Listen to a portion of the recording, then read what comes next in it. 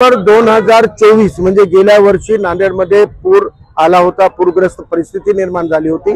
त्या पूरग्रस्तांची सर्वेक्षण तिसऱ्या सर्वेक्षणाची यादी माझ्या समोर आहे आणि या तिसऱ्या सर्वेक्षणामध्ये 12,772 आणि 2,115 अशी एकूण 14,887 पात्र पूरग्रस्त पात्र लाभार्थी यांची यादी 27 जूनला तहसीलला तिसऱ्यांदा महापालिकेने व्हेरीफाय करून पाठवलेली आहे आणि 27 जूनला 2025 ही यादी तहसीलला मिळाल्यानंतर जून महिन्यापासून आतापर्यंत गेल्या वर्षी आलेला निधी जे पेंडिंग आहे, जे ट्रेझरी मध्ये पडलेला निधी आहे, फक्त एक क्लिक करून या लाभार्थ्यांना द्यायला पाहिजे होता।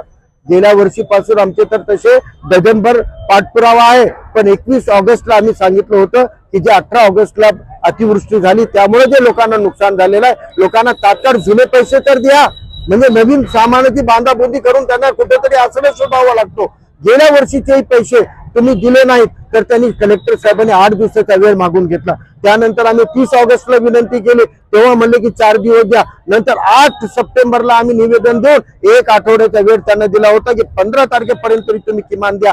परंतु आजकाल खोके संस्कृती जेव्हापर्यंत आली, लोकप्रतिनिधींचा वचक प्रशासकीय अधिकाऱ्यांवर राहिलेला नाही, त्यामुळे हे प्रशासकीय अधिकारी जाड कातडीचे झालेले आहेत आणि म्हणून त्यांना तर आपण काही इजा पोहोचवू शकत नाही, पण स्वतःला इजा पोहोचवण्याचा आणि सत्याग्रहाचा मार्ग स्वीकारण्याचं काम आज वंचित बहुजन आघाडीच्या वतीने आमरण उपोषणाचा मार्ग आम्ही पत्करलेला आहे आणि जोपर्यंत या 14,000 लाभार्थ्यांना खात्यामध्ये पैसे पडणे सुरू होणार नाही तोपर्यंत आमचा हा आंदोलन सुरू राहणार आहे। आज त्यांनी 6 वाजेपर्यंत मुदत दिली, त्यानंतर 144 लागू या परिसरात।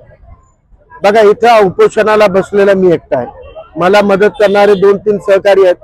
जमावबंदीचा आदेश 5 पेक्षा अधिक लोकांवर लागू होतो आणि राहिला प्रश्न आंदोलनाचा, आंदोलन करण्याचा माझा संवैधानिक अधिकार आहे, अभिव्यक्ती स्वातंत्र्य आहे आणि हे आंदोलन काही आम्ही 17 सप्टेंबरच्या निमित्ताने ठेवलेलं नाहीये। आम्ही त्यांना 21 ऑगस्टला निवेदन दिलं होतं, म्हणजे आम्ही 15 ऑगस्टलाही करू शकलो असतो, परंतु आम्ही 21 ऑगस्ट पासून सातत्यानं 3 निवेदन आणि कमीत कमी अधिकाऱ्यांसोबत माझे 15 कन्व्हर्सेशन आहेत, टेलिफोनिक डायलॉग आहेत।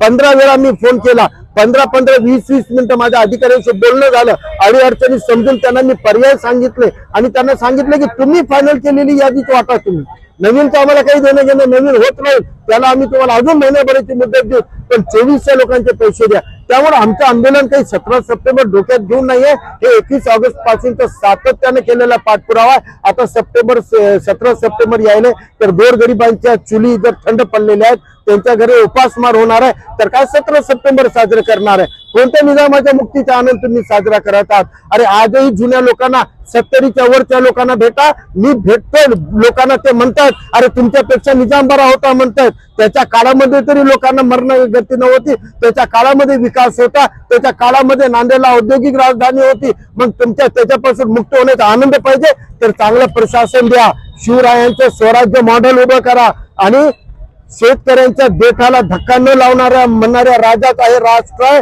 आणि या राष्ट्रामध्ये जर तुम्ही लोकांना मरण्याला सोडत असाल तर तुम्ही हे स्वराज्याच्या मॉडेल राबवत नाहीत, तर तुमच्यापेक्षा निजामशाही बळी हेच म्हणण्याची पाळी आज सर्वसामान्यावर आलेली आहे।